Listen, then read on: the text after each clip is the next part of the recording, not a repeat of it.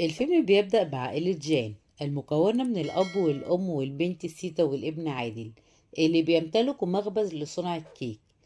والعيلة بتعاني إن المخبز بتاعهم مش شغال كويس زي المخابز الحديثة، وبيعانوا كمان من قلة المال اللي معاهم علشان يجددوا المخبز. فدخلهم زباين علشان يشتروا، بس عادل لاحظ إن في شخص واقف بره المحل وكان شكله مريب، وكان بيبص لعادل من بره المحل بصات غريبة. فدخل المحل وعادل عرض عليه كيك واداله مية يشرب. فالراجل كان بيسمع حاجة في ودنه، فخرج شريط هو مسجله واداه لعادل وقال له ما تخرجش بره علشان بره خطر. وبعدها سابه وخرج من المحل.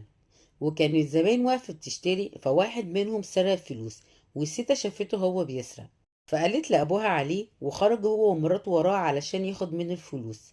وهم واقفين بيتكلموا، الراجل اللي ادى العادل الشريط كان انتحاري وعمل عملية إرهابية فجر نفسه، وأبوها وأمها ماتوا في الانفجار. بعدها الشرطة حققت في الموضوع وعرضوا مواصفات الانتحاري، فعادل عرفه وقال إن هو ده دخله فعلا المحل. وسيتا خدت منه الشريط وخرجوا من القسم، وكانت الجثث حوالين في كل مكان. فلما روحوا البيت قالت لأخوها لازم نعرف سبب اللي حصل، وإيه السبب اللي خلى الراجل ده يعمل كده. بعدها شغلوا الشريط، فلقيوا عليه أصوات ناس بتتعذب، وعرفوا إن الشريط ده متسجل عليه عذاب القبر.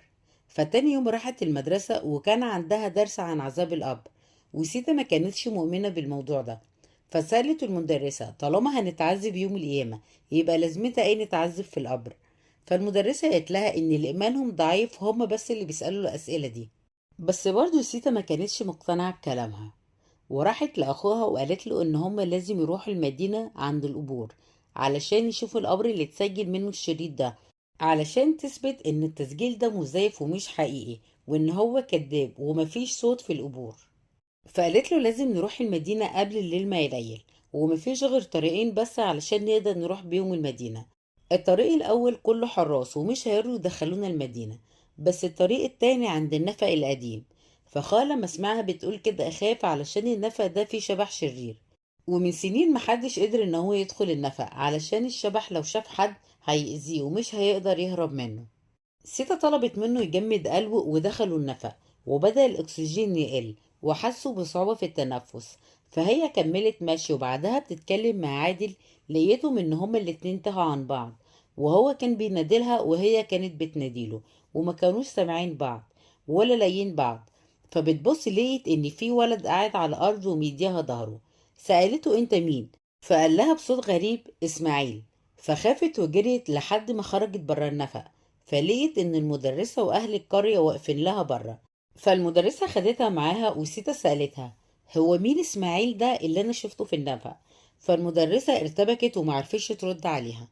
بعدها بتروح المدرسة وهم ماشيين، لقيت ان في عربية جاية. سيتا سألت عن صاحبها، قالوا لها ان ده السيد إلهام، وهو راجل بيعمل خير وهو اللي بيدفع لهم مصاريف المدرسة بتاعتهم. بعدها وهي قاعدة في الفصل سمعت المدرسات وهم بيتخانقوا، وميس أمية قالت لها إن هي مش موافقة على اللي بيحصل للأطفال، بس زميلتها كانت بتحاول تسكتها، وكانت بتقول لها إن ده كله علشان مستقبل الأطفال وعلشان يتعلموا. فميس أمية قالت لها طب ومستقبل إسماعيل اللي هو مات بسببه؟ فقالت لها المرة دي عايز مين من الأطفال؟ فقالت لها عايز عادل أخو سيتا. وكل ده سيتا كانت سامعة حوارهم بس ما كانتش فاهمة الكلام على إيه، بس عرفت إن أخوها عادل في خطر. فراحت لأخوها ولقيته إن هما حابسينه في بيت، فحاولت إن هي تخرجه فمسكوها وحبسوها وقفلوا الشباك بالخشب. فحاولت تفتحه لحد ما قدرت إن هي تخرج، وعرفت إن هما هيهربوا أخوها من ناحية الغابة. فراحت ولقيتهم ناقلينه، فقدرت إن هي تهربه وراحوا للنفق. فلما دخلوا النفق كانوا سامعين صوت حد بيعيط، فكانوا بيقولوا لبعض ان هي اكيد اصوات حيوانات علشان ما يخافوش ويكملوا مشي. بعدها مسكت ايد عادل وكملوا مشي، وكانت بتتكلم معاه وهو مش بيرد عليها. فسألته هو انت ايدك باردة كده ليه؟ وبتبصله لقيت ان اسماعيل هو اللي ماسك ايدها، ولما شافها اختفى. فسألته انت مين؟ ظهر لها تاني وقال لها اسماعيل، وكان مشوه وكان بيطلب المساعدة. فخافت وطلعت تجري وكانت بتنادي على عادل، فلقيته قاعد على الأرض وخايف.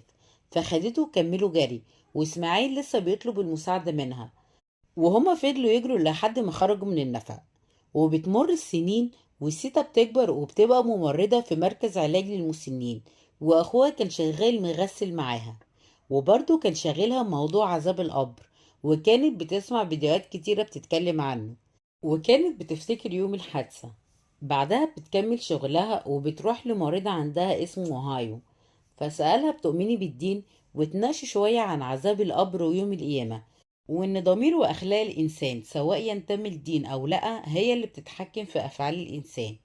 فبتفجر له مفاجأة في وشه وعرفته إن هي عارفة حقيقته، وإن هو اسمه الحقيقي مش أواهيو، وإن هو السيد إلهام الراجل الطيب اللي كان عامل مدرسة للفقراء وكان بيساعدهم. بس الحقيقة غير كده، هو كان عامل المدرسة دي علشان يعتدي على الطلاب الفقراء، وما كانش حد يقدر يحاسبه لأن هو كان مستخبي ورا قناع الدين، واعتدى على أكتر من 50 طفل. بس في ولد واحد هو اللي اختفى وهو إسماعيل، ومن بين الأطفال اللي هو اعتدى عليهم أخوها عادل. وفي اللحظة دي عادل كان واقف بره وسمع الحوار كله، وعرف إن هو ده اللي اعتدى عليه وهو صغير. فعادل انهار ومسكه وكان هيقتله، بس أخته منعته. وبعد ما عادل سابه، الراجل البارد كان بيستفزهم، فهي قالت له إن هي هدفها في الحياة تستناه لما يموت، علشان تعرف واحد بكل جرايمه دي لما يموت هيتعاقب في القبر ولا لأ. فلو ما تعاقبش يبقى الدين خدعة، ولو اتعاقب يبقى الدين صح ويوجد عذاب القبر. فالراجل البارد قال لها علشان هو راجل خير وكويس هيساعدها ان هي تحقق هدفها بسرعة، وهينتحر علشان تعرف اذا كان في عذاب قبر ولا لأ. وفعلا انتحر ومات. وبعدها دفنوه وهي قررت ان هي تنزل معاه، وجهزت الكاميرا علشان تصور كل حاجة هتحصل في القبر. واتفقوا ان هي لما تحب تخرج تنادي على عادل وهو هيخرجها، ومجهزين ماسورة علشان تقدر تتنفس منها وهي في القبر. وبعدها قفل عليها القبر وفتحت الكاميرا علشان تصور كل حاجة، وعادل استناها فوق، وكان في تعبان بيلف حوالين المكان فوق. فلما النهار طلع فتح عليها القبر وخرج يشوف الكاميرا صورت ايه. وبعدها عملت لقاء في التلفزيون علشان تحكي تجربتها، وادت لهم الكارت علشان يشغلوا الفيديو، بس عرضوا فيديو تاني. فراحت لهم وحاولوا ان هم يقنعوها ان هو ده الفيديو اللي هي اديتها لهم. فاتخانقت معاهم واخدت الكارت، وبدأ اللي في الاستوديو يتهموها بالكفر ويشتموها، وقالوا لها طالما مش بتفهمي في الدين ما تتكلميش فيه. وبعدها اكتشفت ان عادل هو اللي بدل الكارت، فاتخانقت معاه واتخانقوا مع بعض شوية، وهو خاف يديها الكارت الحقيقي يعمل لها مشاكل.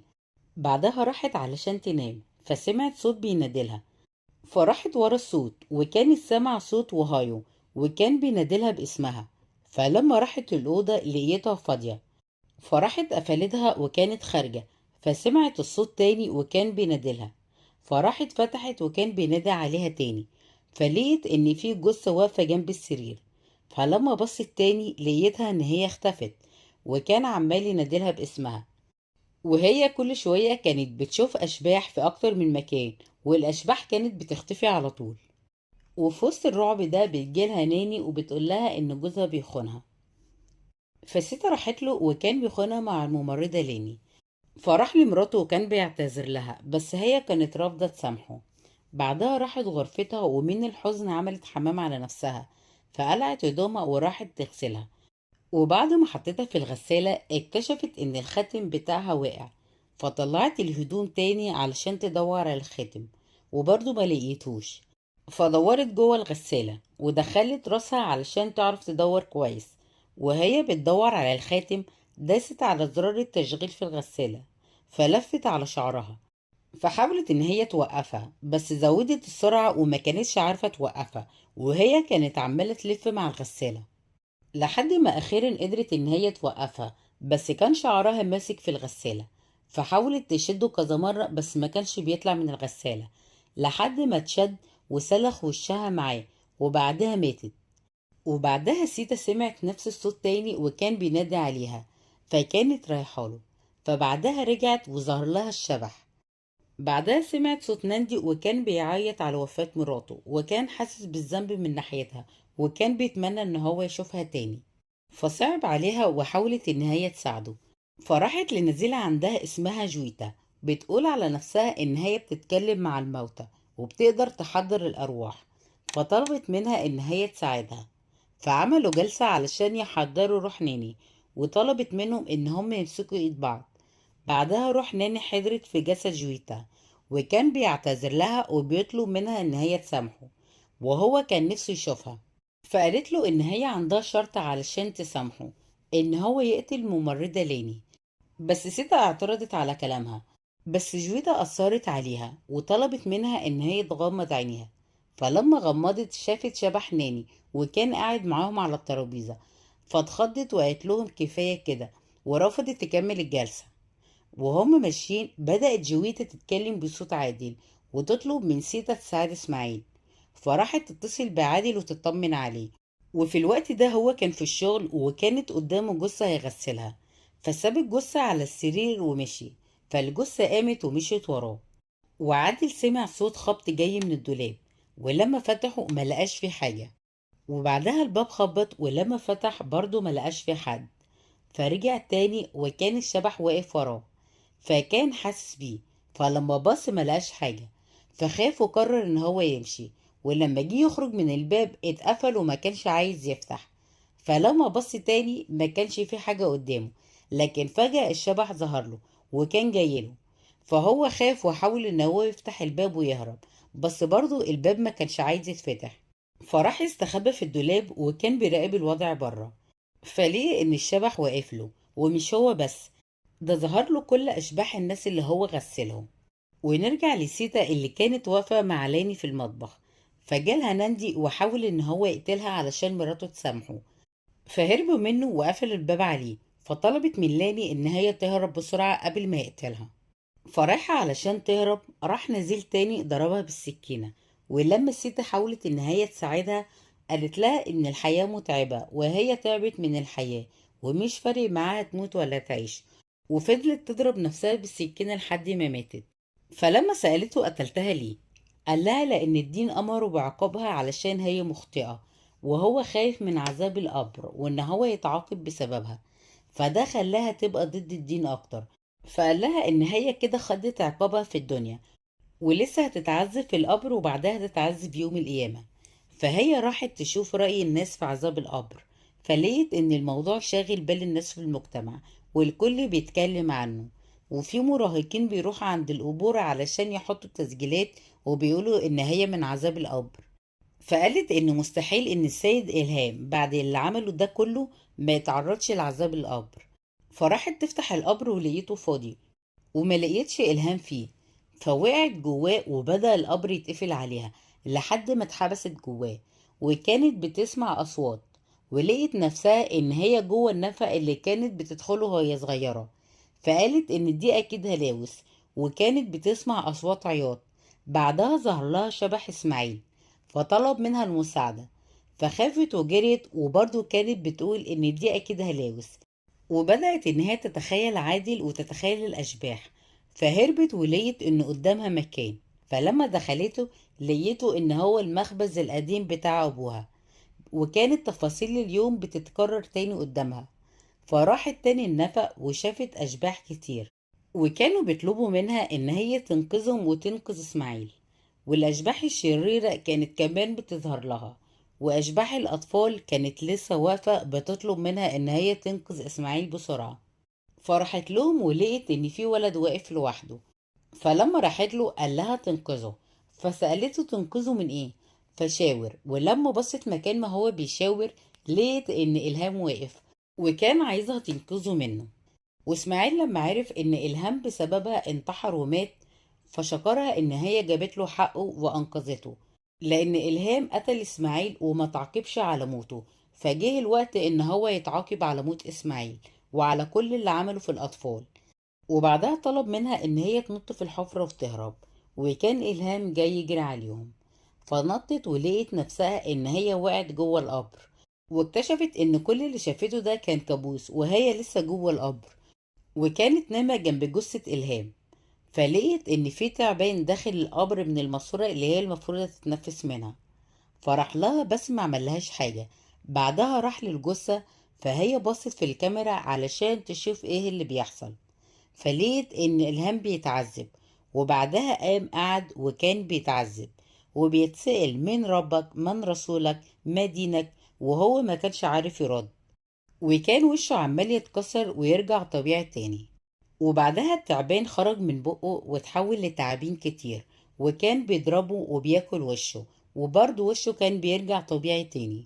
وبعدها جت ملائكة العذاب وكانوا بيعذبوه، وهي كانت شايفة كل اللي بيحصل فيه، وكانت خايفة، وكانت بتطلب التوبة، وكانت سامعة ناس فوق القبر بيستغفروا وبيطلبوا التوبة من الله، فقررت معاهم وكانت بتطلب المغفرة. بعدها عادل فتح عليها القبر وخرجها، والقبر انهار على جثة إلهام. فهي رجعت تؤمن تاني بالدين، وهما الاتنين هربوا. وفجأة ظهر لهم حد في وشهم وبيسألهم: من ربك؟ وبس كده يكون خلص ملخص فيلم.